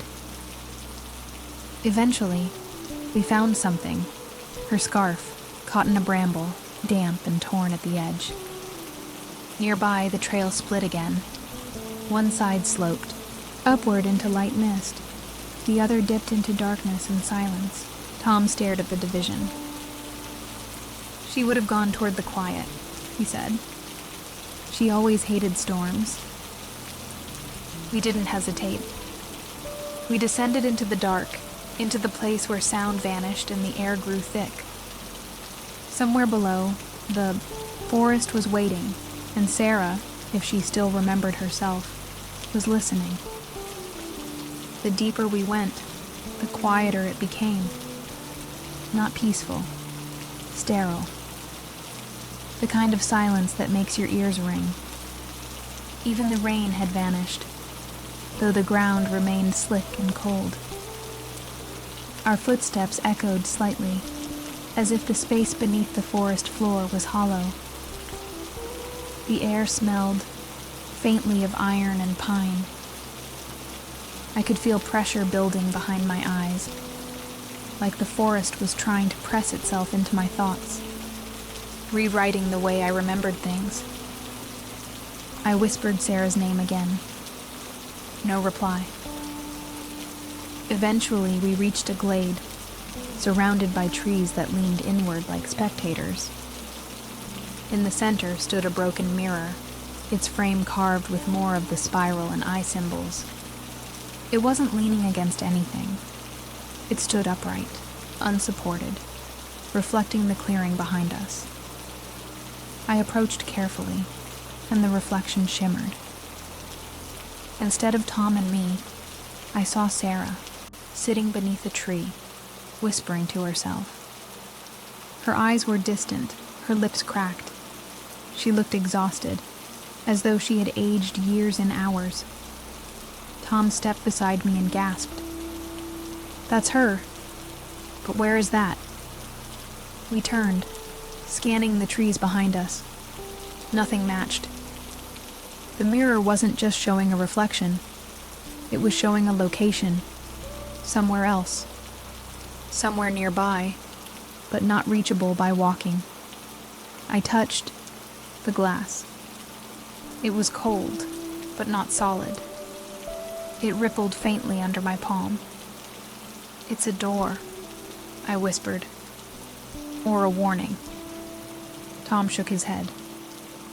"It's a trap." Suddenly, the reflection changed. Now it showed Tom, but younger, blood on his hands, kneeling beside a boy who didn't move. He backed away from the mirror as if burned. "Stop it," he said, voice shaking. "That's not what happened. I didn't mean to..." But the mirror didn't care. It had already moved on, showing another image. Me, standing alone in the spiral circle, eyes empty, lips moving in silence. I stepped back quickly. The images weren't just visions. They were offerings, destinies the forest was willing to grant or curse. We didn't speak as we left the glade. The mirror stayed behind, but its images lingered in my mind like stains. The trail grew narrower, roots reaching across like fingers. My boots caught more often. My breath felt shallow. It was harder to remember how long we'd been walking. Harder to remember what we were really searching for. Was it Sarah? Was it ourselves? Or were we only chasing reflections now? Versions of who we used to be before the forest began whispering in our ears. The forest opened suddenly into a clearing that pulsed with an unnatural light. Dim, bluish, like the glow from deep water. At its center sat Sarah, cross-legged and still, her hands resting on her knees. She didn't look up when we approached. Her lips moved in silence, murmuring something we couldn't hear. Her eyes were open but distant, as if she saw something far away, or something just beneath the surface of now. I called her name gently. No response, only the faint hum of the forest echoing through her breath. Tom reached out and touched her shoulder. She blinked once, then slowly turned her head toward us. There was recognition in her face, but also something else, a calm that didn't belong. "It showed me everything," she said softly. All the things I didn't know I remembered. It gave them back, not just the pain, everything. Her voice was serene, like someone half asleep. "It doesn't want to hurt us. It wants us to stay, because we're the only ones who still remember what was lost." I knelt beside her, trying to anchor her to the moment.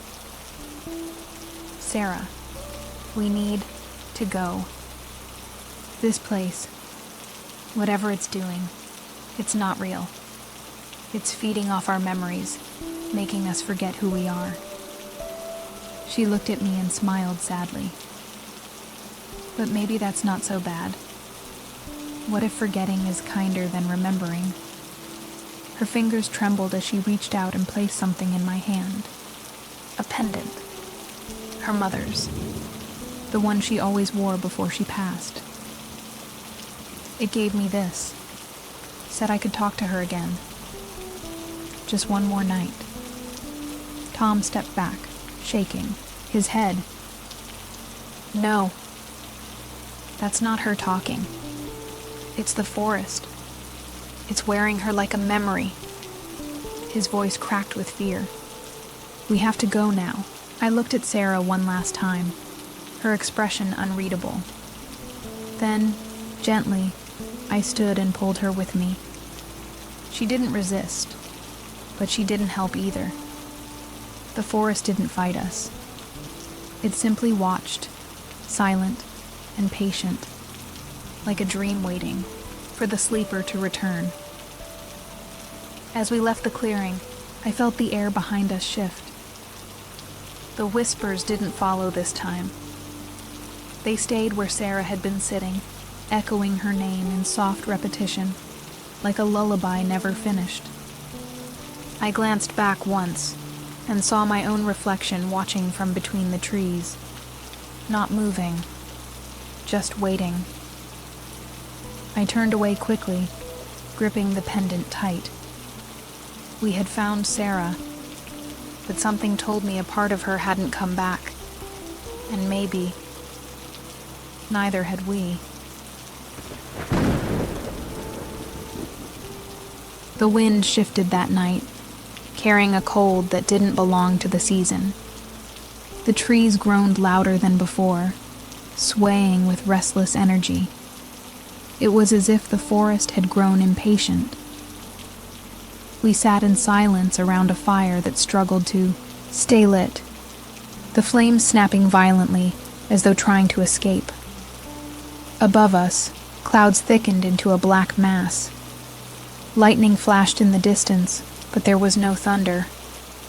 Only the deep, aching sound of wind pushing against memories. Sarah stayed close but distant, like someone still caught between worlds. She barely spoke, eyes glazed with a calm that unnerved us. Her fingers played absently with the pendant she'd given me earlier, as if unsure whether it was truly gone from her hand. Tom kept glancing at the trees, his jaw clenched, shoulders tight. I could feel it too, the pressure, the rising hum of something about to break. Whispering Pines had been patient until now, but the storm would end that. The first drops of rain fell as we climbed into our tents. They hit the canvas with a sharp rhythm, fast and erratic, like fingers drumming out a message we couldn't decipher. I lay awake, eyes wide, heart thudding in sync with the wind outside. The whispers had returned, not soft now, but urgent. They pressed against the tent walls, crawled beneath the seams, spoke in voices I almost recognized but couldn't name. I covered my ears, but they were already inside. At some point, lightning struck close enough to turn the tent white for a moment. The sound that followed was not thunder. It was a scream. Long, low, stretched by distance and rain, but unmistakably human. I bolted upright, my hands trembling as I reached for my flashlight. Tom's voice called out from his tent. "Did you hear that?" "Yes," I whispered back, even though I knew he couldn't hear me over the storm. The forest wasn't just showing us echoes anymore. It was speaking through them. I crawled out into the downpour, the light from my lantern cutting weakly through the night. Rain hit my face in heavy sheets, and the trees leaned in, darker than ever. Sarah was already outside, barefoot, her hair plastered to her face. She stood at the edge of the clearing, looking into the forest. "It's awake now," she said, almost smiling. "And it's coming for what we left behind."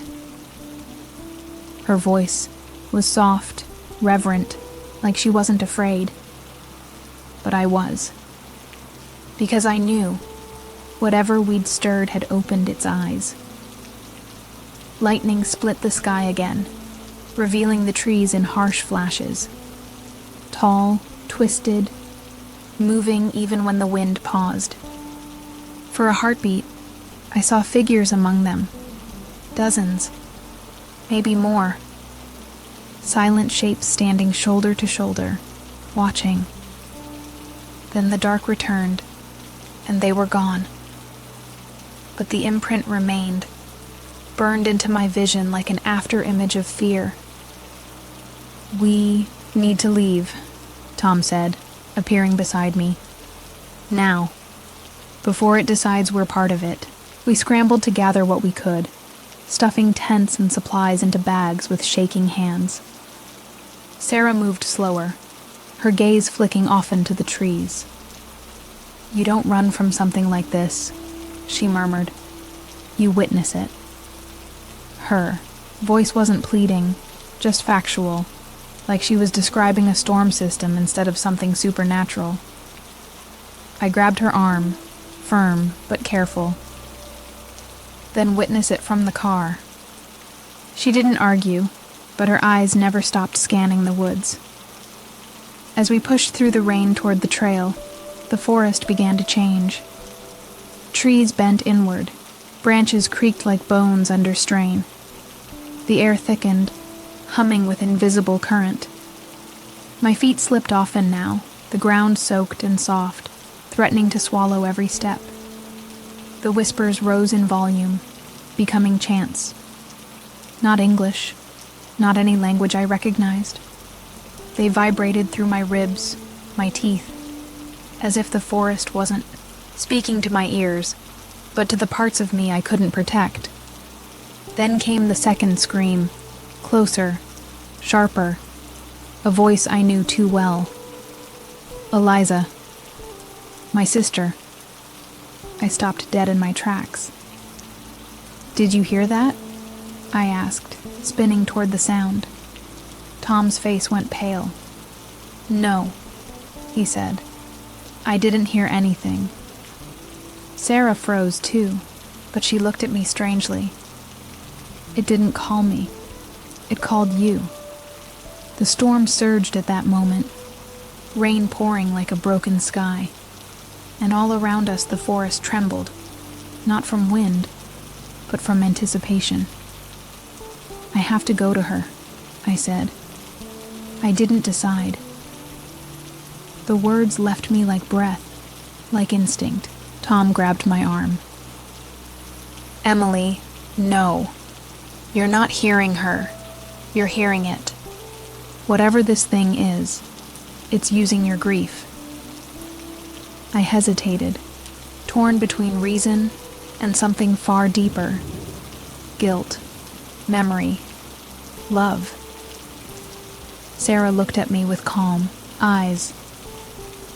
"If you go, you don't come back the same." She wasn't threatening. She was warning. And I believed her. The scream came again, clearer this time, not distorted, not spectral. It was Eliza's voice, just as I remembered it, filled with fear and desperation. My body moved before thought could catch up. I slipped from Tom's, grasped and ran into the trees, the storm howling around me like a living thing.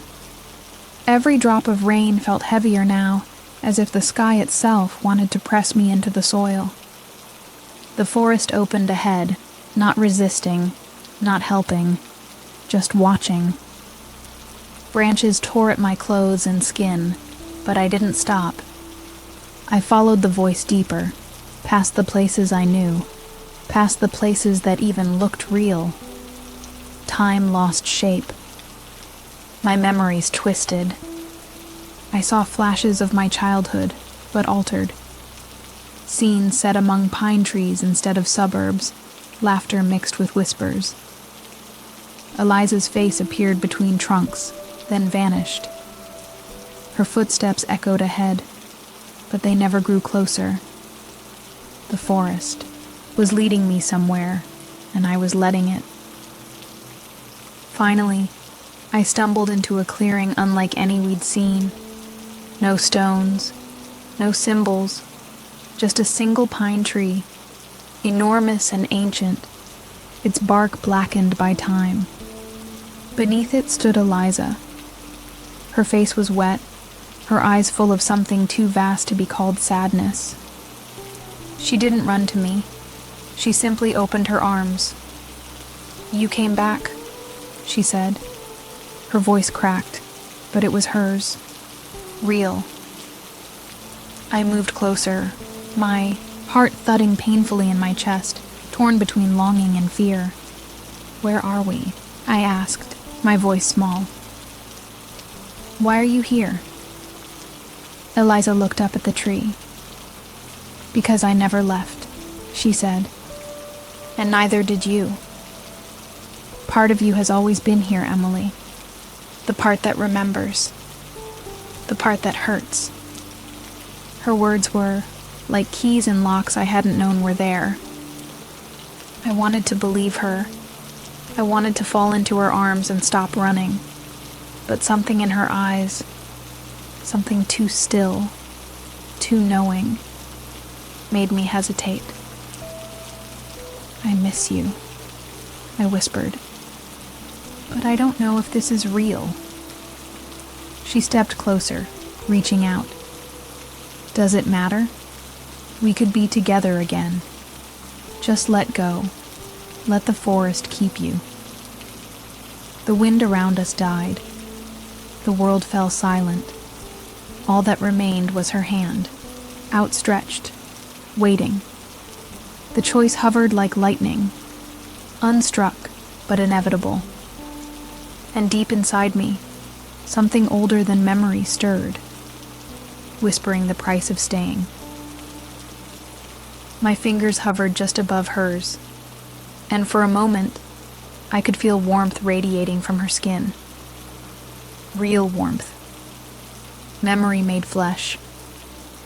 I wanted to believe this place had given her back to me, had undone death. But beneath the surface of her gaze, something shimmered, flickering like candlelight in a draft. It wasn't deception. It was invitation. And that was worse. The forest didn't want to trick me. It wanted me to agree, to willingly belong. I closed my eyes and listened, not to the voice in front of me, but to the ones still within. Tom, calling my name. Sarah's trembling breath, my own pulse, steady and defiant. I remembered the weight of the spiral circle beneath my feet, the pain of knowing what had been taken, and then I opened my eyes and took a step back. "I love you," I said. "But I'm still alive, and I'm not done yet." Eliza's face didn't change. She only nodded once. "Then you'll forget me again." "I won't," I said.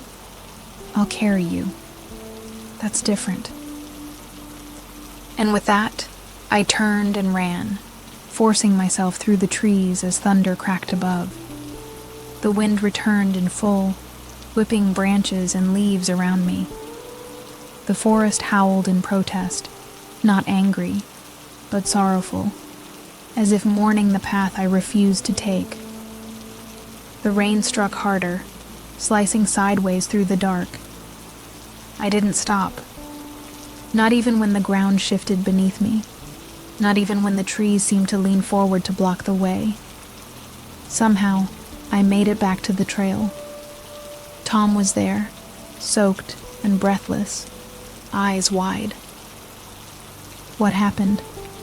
he asked. I couldn't speak, yet. I only reached for his hand and pulled him toward the clearing. Sarah stood waiting, silent, watching the forest behind me with something like fear or reverence. I nodded once. "We go now." and for once, no one questioned it. We gathered our packs in the chaos of wind and water, moving quickly, as if the forest might change its mind. As we left Whispering Pines behind, the storm did not follow, but the whispers did, softer now, not pleading, just present. The kind of voice that stays with you long after it's gone, the kind that waits in silence, in memory. I didn't look back. I didn't need to, because part of me would always remain beneath those trees, not lost, not taken, just waiting. Like a shadow, beside the roots of a pine older than time, whispering softly, "Not yet, but someday." We drove in silence, the forest retreating in the rearview mirror like a dream already fading. The road was slick, the tires humming against the wet asphalt, and the sky ahead remained heavy with clouds. No one spoke for a long time. Even the radio stayed off, as if none of us wanted to introduce any sound not born of the woods. My fingers rested on my lap, tracing the faint imprint of the pendant Sarah had given me, now tucked away in my pocket like a sealed chapter. Tom drove with both hands tight on the wheel, his jaw set, his eyes locked forward.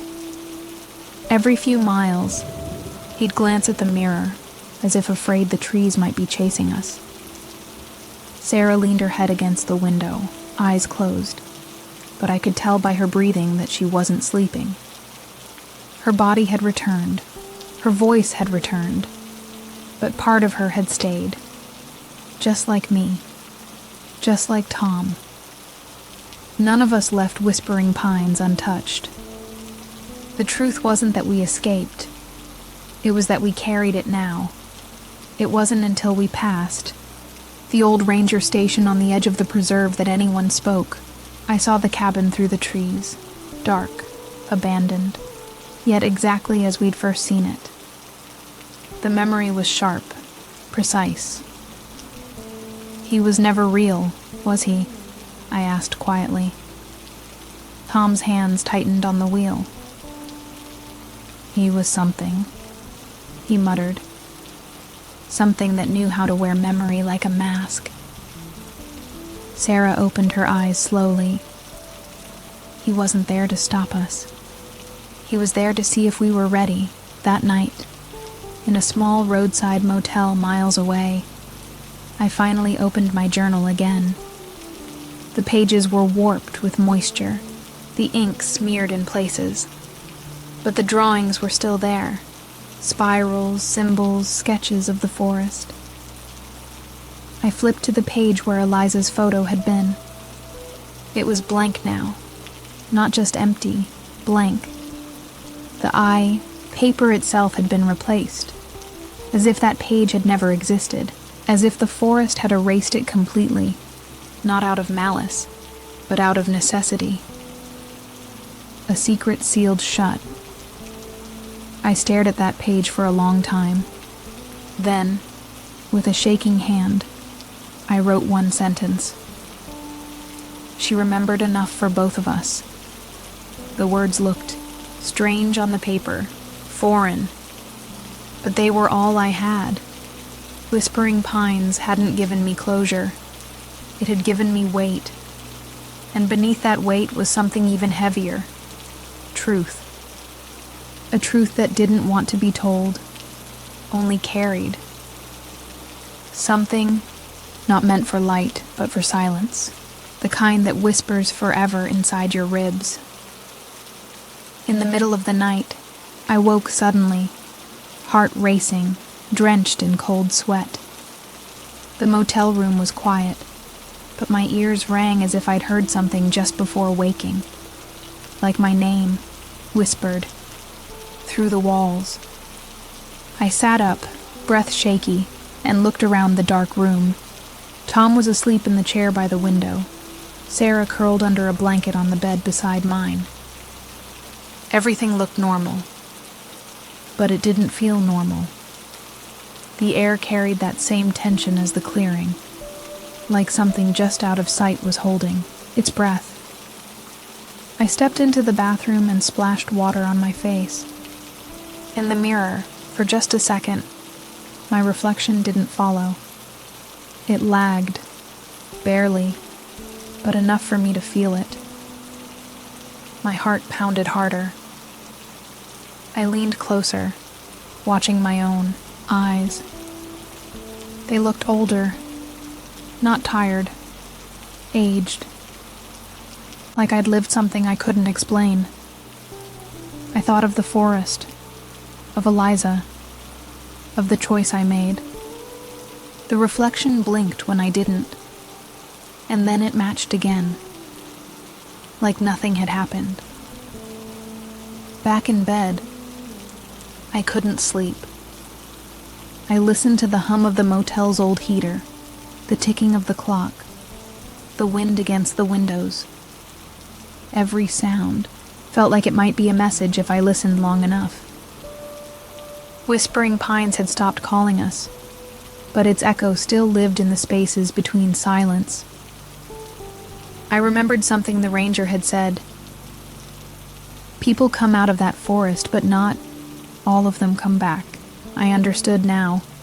We were out, but we weren't entirely back. The next morning, we tried to act normal. We went to a diner, ordered breakfast, avoided eye contact with the world. Tom barely touched his food. Sarah kept glancing at the window, eyes unfocused. I stirred my coffee long after the cream had blended, staring at nothing. When the waitress asked if we were okay, we all smiled too quickly. Just tired, I said. But we weren't tired. We were hollowed. Whispering Pines had left room inside us, and we were afraid of what might try to fill it. Later, in the car, Sarah finally spoke. I think it showed us pieces of ourselves we weren't supposed to see. Her voice was soft, almost drowned out by the road noise. And I think maybe it was never about ghosts or monsters. Maybe it was just memory, and how it grows when we try to bury it. I nodded slowly, staring out the window as the trees thinned. Or maybe the forest just gave shape to what we already carried, and we saw it because we had to. That evening, we stopped at a gas station on the edge of a small town. As Tom filled the tank, I wandered inside to grab water. The woman at the register greeted me with a polite nod, then paused, staring just a little too long. You coming from up north? She asked. I hesitated. Yeah, camping trip. She nodded slowly, her eyes drifting past me. Whispering Pines? My blood went cold. I nodded again, slower this time. Her voice dropped. You're lucky to have come back. I wanted to ask her what she meant, but I didn't, because I already knew. Instead, I paid, thanked her, and stepped back into the parking lot where the wind had picked up again. It carried the smell of pine, too sharp to be natural this far from the forest. When I told Tom and Sarah what she said, they didn't react with surprise, only resignation. Some people know, Tom said, but they don't talk about it, just like we won't. We drove through the night, none of us eager to stop again. But distance didn't dull the memories. I kept seeing Eliza's face in headlights, hearing her laugh in the static of the radio. At one point, I swear I saw the shape of the spiral, etched in frost on the inside of the windshield. When I wiped it away, it was gone. But my skin tingled where my fingers had touched the glass. Whispering Pines wasn't finished with us. It had simply stepped out of sight. Eventually, we parted ways. Tom returned to his apartment in the city. Sarah stayed with relatives for a while, I went home to a house that suddenly felt too quiet, too empty. I tried to fall back into routine, laundry, emails, grocery lists, but the noise of the world couldn't drown what I'd brought back. Sometimes I'd wake up at 3:17 a.m., heart racing, convinced I heard footsteps in the hallway. Not heavy, barefoot, familiar. Then one morning, I found a pine cone on my doorstep. Small, perfect, tied with a ribbon, red, like Eliza's. No note, no footprints. Just that one object placed carefully, deliberately, like a whisper made visible. I didn't pick it up. I simply stared at it for a long time, wondering what part of me had returned when I thought I hadn't. Wondering if the forest had followed me home, or if it had only ever lived inside me, waiting to be remembered. The weeks that followed, I tried not to think about the forest, but it was everywhere. In the shadows that bent slightly wrong, in reflections that lingered too long. In the way, silence sometimes felt like it was listening. I started recording my dreams. Pages filled quickly with fragments, spirals in the sky, trees that whispered, names, a version of me walking barefoot through rain. Sometimes the dreams weren't mine. They felt borrowed, like I was living memories I had never made. I called Tom once. He answered on the third ring, his voice distant, tired. We didn't talk about the forest. We didn't have to. He mentioned strange flickers in his apartment lights, waking up with mud on his sheets. I didn't ask questions. Neither did he. We just stayed on the line for a while, saying nothing, listening to the static. I think we both wondered if it was just interference, or if something else was still trying to speak. Sarah sent me a letter. Not an email, a handwritten note. Inside was a sketch of the spiral, drawn carefully, almost reverently. Beneath it she'd written, "I'm not afraid anymore. I understand now. Some memories are doors." I stared at her words for a long time. They didn't comfort me, but they didn't scare me either. They felt true. And Whispering Pines had always been about truth. Not the kind we tell others, but the kind that waits in silence, watching us forget. One night, I returned to the pine cone on my doorstep. I picked it up and held it in my hands. It was dry now, brittle at the edges.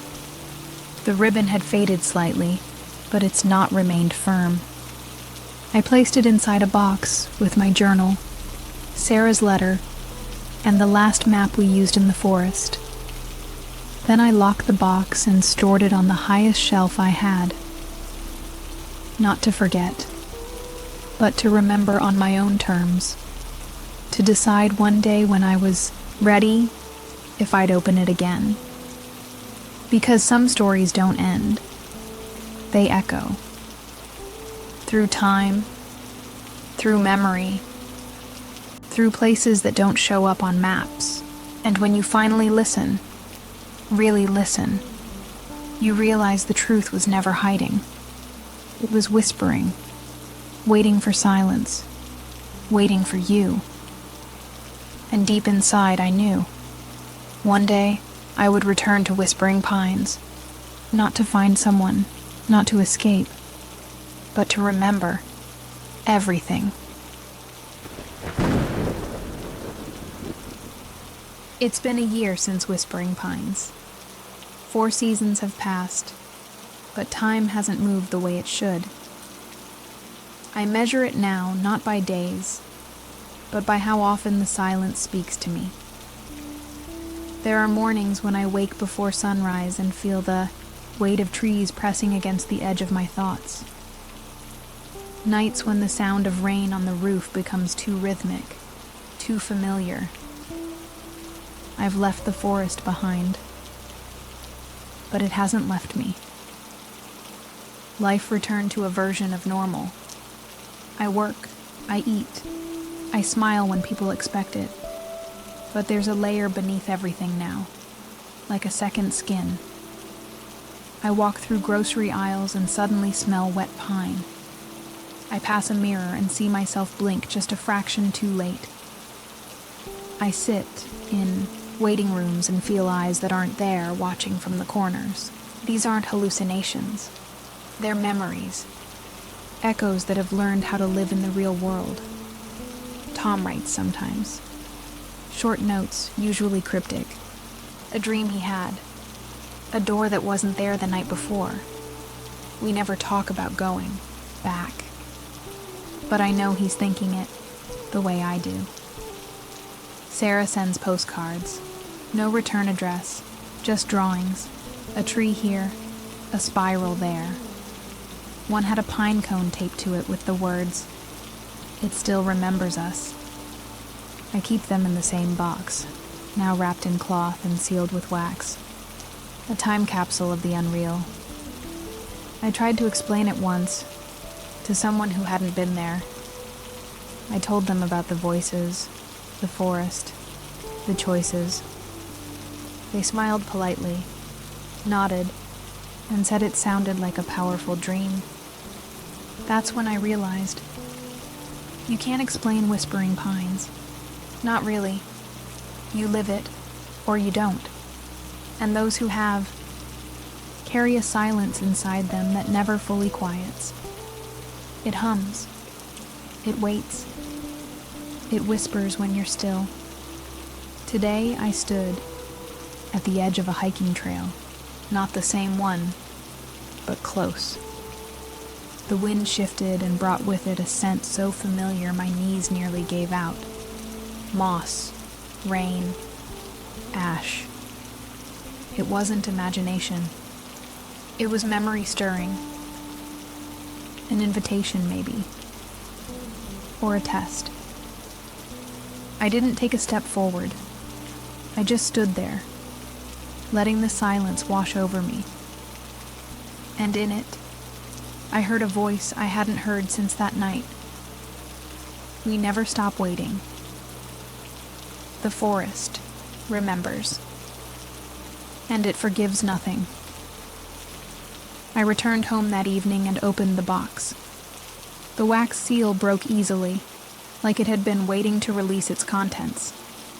Inside, everything was just as I had left it. The pendant, the sketches, the pine cone, with its fading ribbon, but there was something new. A small piece of paper I hadn't placed there. It was folded once, cleanly, deliberately. I hesitated before opening it. The handwriting was mine, but the words weren't. Memory is not what fades. It's what stays. I stared at that note for a long time. My hands trembled slightly as I placed it back in the box. That night, sleep didn't come easily. When it finally did, I dreamed I was standing in the spiral again, rain falling gently, soil warm beneath my feet. Eliza was there, but she didn't speak. She only watched me, head tilted, eyes calm. When I asked her why I kept coming back, she smiled and pointed upward. The sky above was filled with spirals, rotating slowly in silence. I woke up gasping, heart pounding, the dream still wrapped around me like mist. The window beside my bed was fogged, and in the condensation I could barely make out a mark. I leaned closer. A spiral, just one, delicate, faint, gone the moment I blinked. I didn't know if I had drawn it in my sleep, or if the forest had found another way in. But it didn't scare me anymore. It felt inevitable, like something I had always known, but only now accepted. Days passed, and the signs grew more frequent. Shadows that moved slightly behind glass. Trees that bent toward my window, even when the wind was still. a voice humming a tune I couldn't name, but had known all my life. It became harder to separate the forest from the world. Or maybe the forest had never really been a place. Maybe it was a truth, a shape, a memory too old to be mapped and too powerful to be buried. I began to write again, not in the journal, but on blank pages, new pages. I wrote what I remembered, what I had felt, what I had become. I didn't try to explain it. I let the silence between the words carry what I couldn't. And as the ink dried, I realized something that left me still for hours. I wasn't writing a warning. I was writing an invitation, because deep down, I knew someone else would find the spiral. Someone else would hear the whispers, and they would follow. I took the pages I'd written and sealed them in a new envelope, marking the front with a single line, "For the one who remembers." I didn't mail it. I didn't leave it anywhere obvious. I buried it beneath the old oak tree in my backyard, where the ground stays cool even in summer. It felt right, like placing a seed into the earth, not to hide it, but to let it wait. The forest had taught me that memory doesn't need to be loud to last. It only needs to be planted. That night, the storm returned. Not like before, no rain, no thunder, just wind brushing through the trees in slow, deliberate pulses. I stood by the window and listened. It wasn't just noise, it was language, a rhythm I couldn't quite translate but instinctively understood. It said, "We are not done." And I nodded, quietly, as if in agreement. Not with fear, not with submission, but with something deeper. Acceptance. In the morning, I packed a small bag, not like the first time, no gear, no supplies, just a journal, a pen, the pendant. I left a note on the kitchen table. It didn't say goodbye. It didn't explain. It simply read, "I'm going for a walk. Don't wait up." And then I left, locking the door behind me even though I knew I wouldn't need to. The street was quiet. The trees beyond it whispered as they always had, just beneath hearing, just loud enough for those who remembered. I didn't drive. I walked. Each step felt light, familiar, as if I were retracing an old path worn into the world long before roads and maps. The city gave way to suburbs, then to forest. The pines grew taller. The air grew still. By the time the sun began to dip, I stood again at the edge of where it had all begun. Whispering pines. No sign. No marker. Just that feeling. The pressure in the chest. The breath that catches. The knowing that something has been waiting. I stepped past the threshold, and the forest welcomed me. Not with sound, but with stillness. The trees didn't move. The wind didn't speak. But I felt them all. Watching. Remembering. And somewhere ahead, I knew the spiral waited, etched not just into the earth, but into time. Into me. I moved forward, the silence parting for each footstep. I wasn't afraid. I wasn't lost. I was home. The forest led me without leading. I walked not towards something, but through something. Layers of memory, of sound, of time. Each step folded into the next like pages in a story written long before I was born. I passed stones I hadn't seen before, trees marked with symbols I had never carved but still recognized. Everything felt placed, waiting, as if my return had been anticipated since the first time I dreamed of rain and voices. I reached the spiral at dusk. The clearing was untouched, just as I had left it, and yet changed. It pulsed faintly beneath the surface, not glowing, not moving, but alive in a way that I couldn't catch. I stepped into the center and knelt, placing my hand on the ground. The soil was warm. The air was thick with silence. I closed my eyes and listened, and in that silence, I heard every whisper I had ever ignored. They weren't warnings, they were memories, fragments of me. And then, I heard her. Eliza, not from outside, but from within. Her laugh, her voice, the way she used to hum when she brushed my hair. I saw her face, not as a ghost, not as grief, but as part of me I had never let go.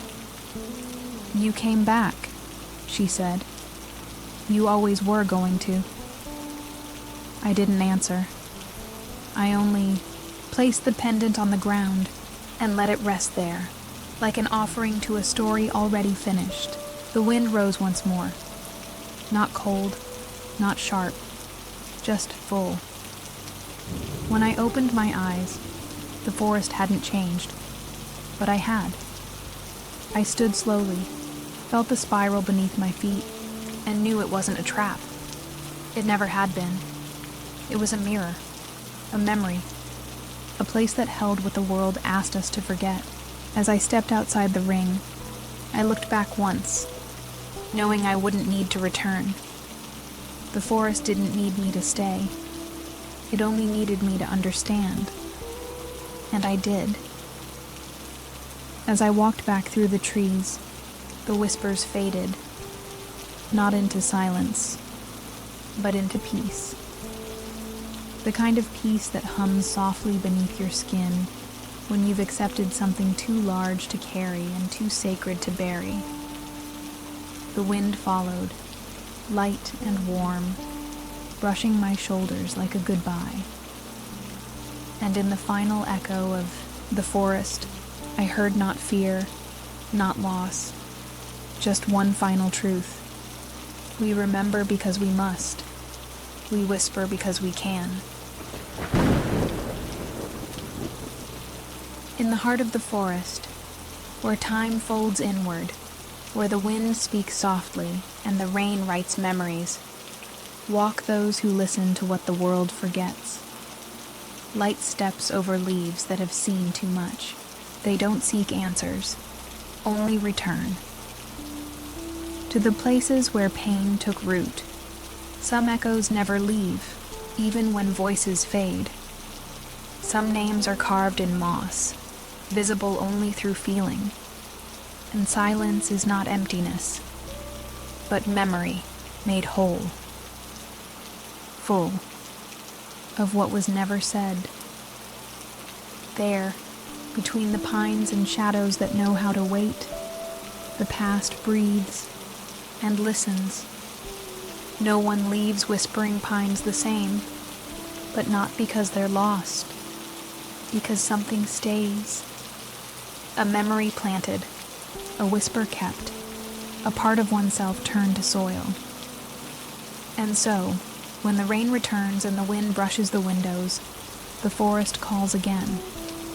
Not with fear, but with gentleness. It's not a curse, not a trap. Just the old invitation. To remember is to live, and to live is never to forget.